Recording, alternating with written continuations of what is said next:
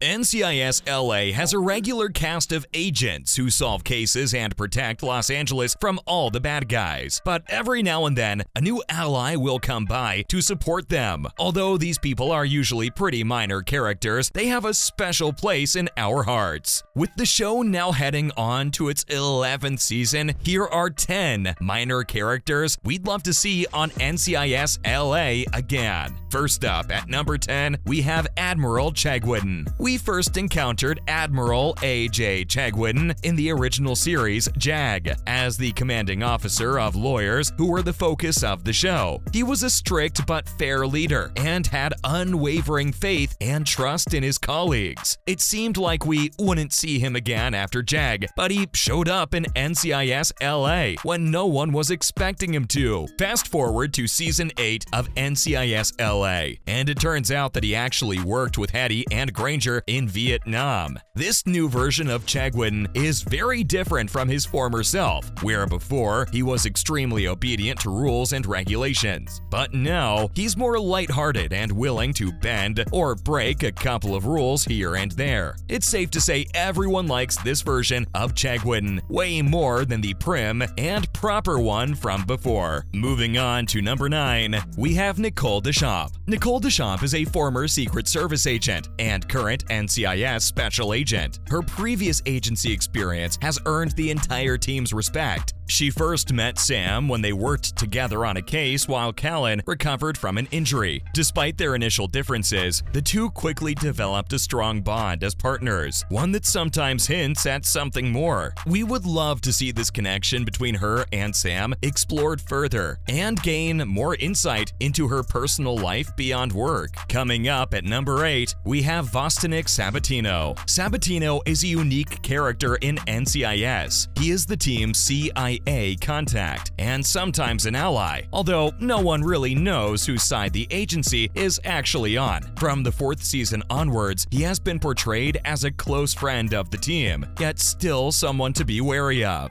In more recent episodes, Sabatino's role appears to have shifted towards that of a more trusted ally, although his loyalty always remains in question, with NCIS members never quite sure what his endgame is. His interactions with Sam and Callan are specifically hilarious because of how different they are from each other. While Eric, Palladino's version of Sabatino, simply wants to get out alive and take no risks, Sam and Callan have a different approach. They are determined to save as many people as possible, while also taking down the bad guys. This usually ends up in interesting debates between them, with Sabatino's presence always adding an extra layer of tension and entertainment. Up next on number 7 is Leon Vance. Leon Vance was introduced as the new director of NCIS in season 5 of the original NCIS and became a major part of NCIS LA during its early years. Portrayed by Rocky Carroll, Leon is characterized as a man with an authoritative presence that his team respects and trusts. While he doesn't play such an important role within the team anymore because of their success, he still drops in occasionally to check up on them. Although there are no crossovers between the two shows like some other TV universes, it's nice to be reminded of their connection through Leon Vance, particularly when his character gives agent advice and guidance. Maybe we'll get to see him play a more important role in the future. Like in the old times, everyone misses seeing our favorite director. Now for number 6, we have Lance Hamilton. In season 10 of NCIS Los Angeles, the team was joined by WWE superstar Bill Goldberg in the role of DOJ agent Lance Hamilton. Goldberg has been in the WWE scene for over 20 years and is still dominant despite being 55 years old. But other than pro wrestling, he's also tried his hand at acting. After his first appearance on the show, it became clear that some mysterious past keeps him from settling down anywhere. The veteran actor quickly fit into the group and established strong chemistry with every member of the team. It was as if he'd always been a part of the group group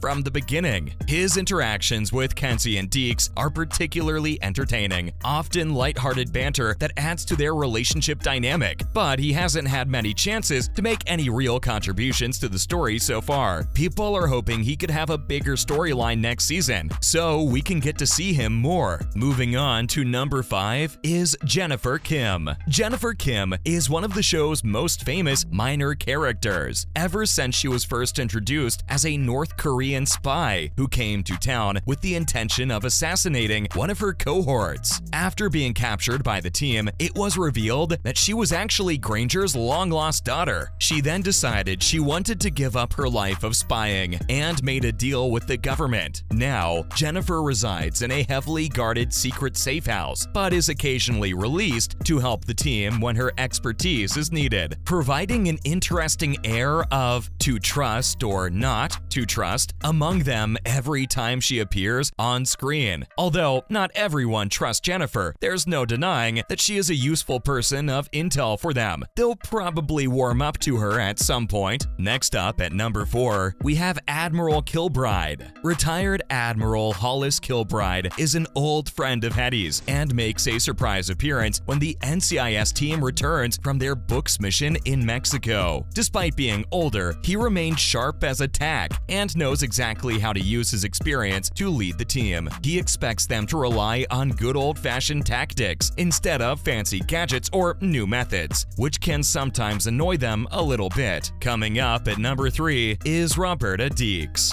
Deeks' mother, Roberta Deeks, is no ordinary woman. She might love her son more than anything in this world, but she also has zero patience for his shenanigans. Since Deeks' father was an abusive figure in their lives, Roberta and he have grown a strong bond to cope with that trauma and become closer. At the age of 11, Deeks was forced to defend himself and his mother from his father's abuse by shooting him. Although he didn't die from the shot, it was still a traumatizing experience for both of them. Fortunately, his father was sent to prison and couldn't terrorize either of them anymore. Ever since then, the two of them share a special understanding that sets them apart from other mothers and sons on television. Their bond is what makes them so likable to everyone. Following up with number 2 is Arkady Kolchak. The first few seasons of NCIS LA was dominated by the mystery surrounding Callan's past. His only lead was his old friend Arkady Kolchak,